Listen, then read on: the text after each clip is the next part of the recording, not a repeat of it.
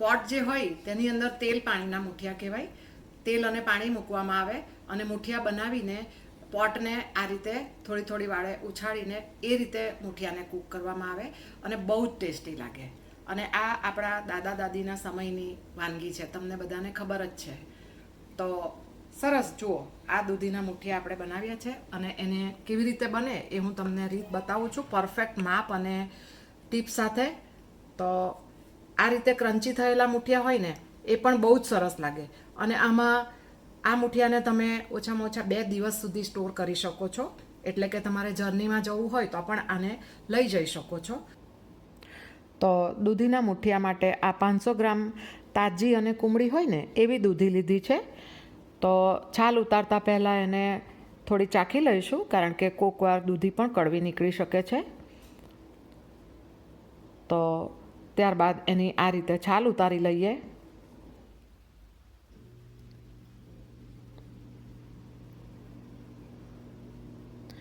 આ રીતે છાલ ઉતારી લીધા બાદ દૂધીને મુઠિયા બનાવવા માટે છીણી વડે પણ છીણી શકાય, પરંતુ હું એના મોટા ટુકડા કરીને ચોપરમાં ચોપ કરવાની છું. તો આ રીતે મોટા મોટા ટુકડા કરી લઉં છું. અને તમે જુઓ વચ્ચેથી બીજ પણ નથી નીકળતા, એટલે કે એકદમ કોમળી દૂધી છે. તમારી દૂધીમાં જો વચ્ચે થોડા ઘણા બીજ હોય ને તો એટલો ભાગ રિમૂવ કરી દેજો અને ત્યારબાદ છીણી વડે અથવા તો ચોપરમાં ચોપ કરજો.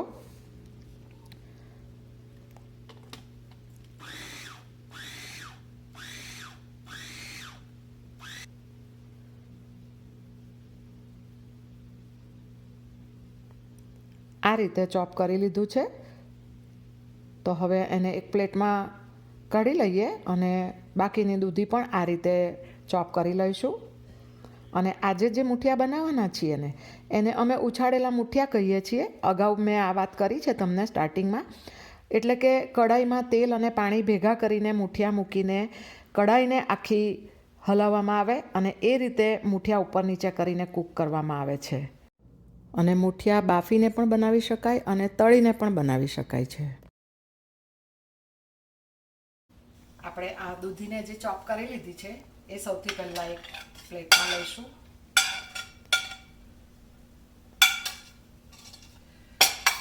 ત્યારબાદ અંદર આપણે લોટ ઉમેરીશું. તો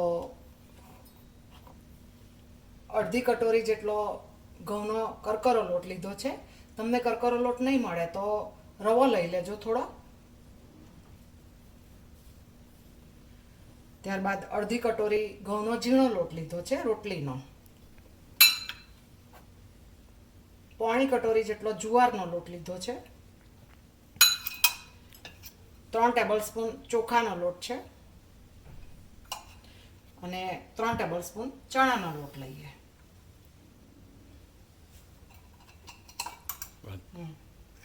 2 ટેબલસ્પૂન જેટલું તેલનું મોણ દઈશું. આદુ મરચાંની પેસ્ટ છે અને લસણની પેસ્ટ છે. 1 ટેબલસ્પૂન જેટલી લઈએ અને મરચાં તમને તીખાસ પસંદ હોય એ પ્રમાણે લેવાના. અને લસણ ચોક્કસ ઉમેરજો, કારણ કે દૂધીના મુઠિયામાં આ લસણનો ટેસ્ટ બહુ જ સરસ લાગશે. તો આ બંને પેસ્ટ ઉમેરી દઈએ. ત્યારબાદ ડ્રાય મસાલા ઉમેરીશું. તો 1/4 ટીસ્પૂન હિંગ લીધી છે, 1 ટીસ્પૂન લાલ તીખું મરચું છે, ½ ટીસ્પૂન હળદર, 2 ટીસ્પૂન ધાણા જીરું અને 1 ટીસ્પૂન જેટલી ખાંડ છે. ખાંડ ઓપ્શનલ છે, પરંતુ ચોક્કસ ઉમેરજો, બહુ જ સરસ લાગશે. અને દૂધીના મુઠિયા અંદરથી પણ સરસ રીતે કૂક થઈ જાય એટલા માટે ફક્ત 1 પિંચ જેટલો ખાવાનો સોડા ઉમેર્યો છે. હવે 2 ટીસ્પૂન લીંબુનો રસ ઉમેરીએ અને બધું સારી રીતે મિક્સ કરીશું. અને હા, આ દૂધીમાંથી આપણે પાણી બિલકુલ નથી કાઢવાનું, એ તમે જોયું હશે. અને આપણે મુઠિયાના માટે કરકરો લોટ પણ ઉમેર્યો છે. તો એને રેસ્ટ આપીશું ને હવે, એટલે દૂધીનું પાણી પણ રિલીઝ થશે અને કરકરો લોટ પણ થોડો સેટ થઈ જશે. તો 10 મિનિટ એને રેસ્ટ આપીશું અને જરૂર લાગે તો જ પાણી ઉમેરીશું.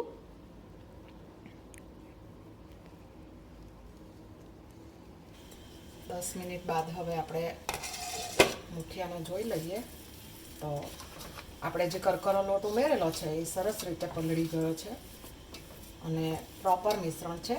અને તમને એમ લાગે કે આ સ્ટેજ પર કે થોડું ઢીલું થઈ ગયું વધારે, તો થોડો લોટ ઉમેરી શકો, કંઈ વાંધો નહીં.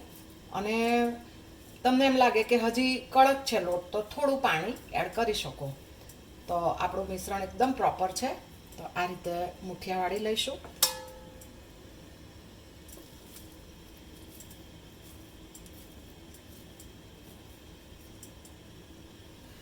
ત્યારબાદ મેં આ કઢાઈ મૂકી દીધી છે, નોનસ્ટિક લીધી છે. તમે હેવી તળિયાવાળી કોઈ પણ પાન લઈ શકો.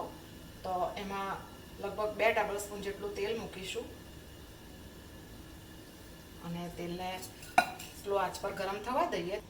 આપણે આ તેલ ગરમ કરવા મૂક્યું હતું. 1 ટેબલ સ્પૂન જેટલું પાણી ઉમેરીશું અંદર. અને ત્યારબાદ આપણે આ મુઠિયા વાળી લીધા, થોડા બચ્યા છે. એક સામટા બધા મુઠિયા નથી મૂકવાના, થોડા થોડા મૂકવાના. 8-10 મૂકવાના. હું તમને બતાવું છું.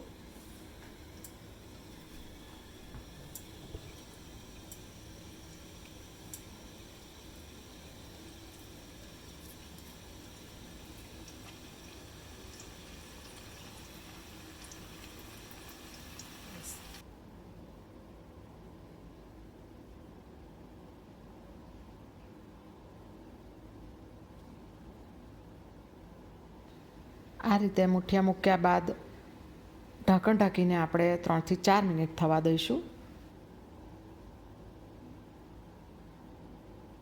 3 થી 4 મિનિટ બાદ આપણે જોઈને આ રીતે કઢાઈને હલાવી લઈશું, એટલે કે મુઠિયાને ઉપર નીચે કરી લઈએ. અને ત્યારબાદ ફરીથી બીજા મુઠિયા મૂકીશું. 8-10 મુઠિયા મૂકવાના. અને આમ કરવાથી આગળ જે મુઠિયા મૂક્યા છે ને એ તેલથી કોટ થઈ જશે અને તૂટશે નહીં. તો ફરીથી ઢાંકીને 3 થી 4 મિનિટ હવે થવા દઈએ.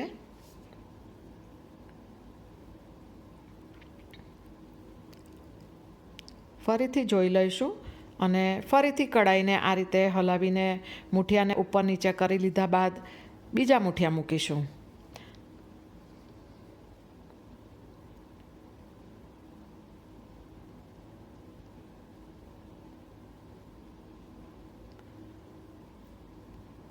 આ રીતે થોડી જગ્યા કરી દેવાની, એટલે વચ્ચે આ રીતે સરસ મુઠિયા મુકાય અને કઢાઈ સાથે સંપર્કમાં આવીને મુઠિયાનું પડ પણ સરસ કૂક થવા માંડે.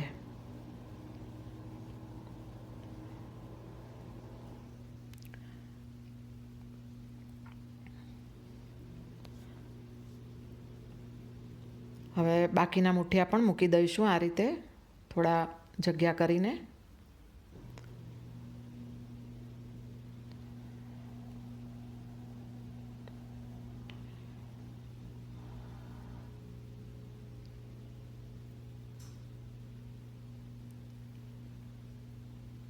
બધા મુઠિયા મુકાઈ ગયા છે. તો આ રીતે બધા મુઠિયા મુકાઈ જાય ત્યારબાદ ગેસની આંચ મીડિયમ ટુ સ્લો તરફ રાખવાની અને ઢાંકીને થવા દઈએ. અને વચ્ચે વચ્ચે કઢાઈને આ રીતે ઊંચકીને મુઠિયા ઉપર નીચે કરતાં કૂક થવા દેવાના. અને જુઓ, મુઠિયાની સપાટી સરસ ક્રન્ચી થાય તો આ મુઠિયા પણ બહુ ટેસ્ટી લાગશે. અને આ મુઠિયાના નામ મુજબ એને કઢાઈ ઊંચકીને જ હલાવવામાં આવે છે, તવેથા વડે એને ફેરવવામાં આવતા નથી.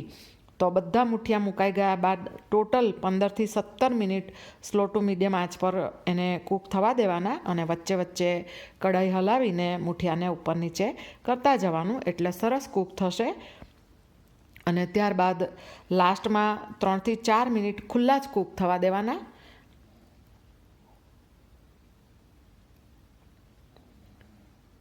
જુઓ, બધા મુઠિયાનો કલર ચેન્જ થઈ ગયો છે. તો હવે એને ખુલ્લા જ થવા દઈશું. 3 થી 4 મિનિટ થવા દઈએ અને ત્યારબાદ આપણે મુઠિયા રેડી થઈ ગયા છે. તો હવે ગેસ બંધ કરી દઈશું અને સર્વિંગ કરીશું.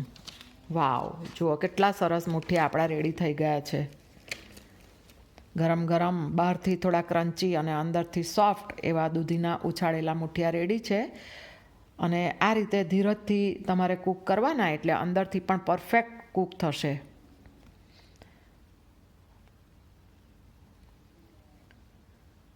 અને આ મુઠિયાની સાથે મેં ચટણી સર્વ કરી છે. તો આ ફુદીના, કોથમીર, લસણ અને આદુ મરચાં ઉમેરીને બનાવેલ ચટણીની ફ્રોઝન ક્યુબ છે, જે ચટણી બનાવીને મેં ફ્રીઝરમાં ફ્રીઝ કરી હતી.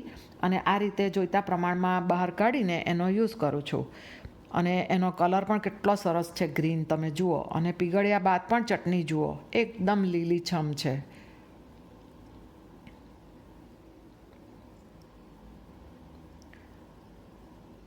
તો આ થયા આપણા દૂધીના ઉછાળેલા મુઠિયા અને ચટણી. આ રીતે ક્રન્ચી થયેલા મુઠિયા હોય ને એ પણ બહુ જ સરસ લાગે.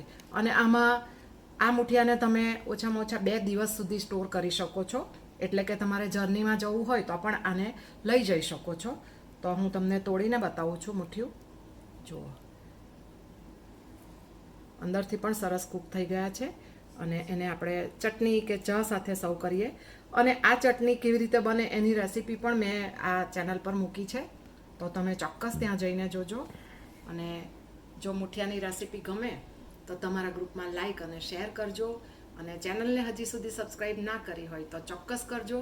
અને બેલ આઇકોન જરૂરથી પ્રેસ કરજો કે જેથી જ્યારે હું નવી રેસીપી મૂકું કે તરત તમને એનું નોટિફિકેશન મળે અને તમે તરત મારી દરેક નવી રેસીપીના વિડીયોને જોઈ શકો. તો તમારું ધ્યાન રાખજો.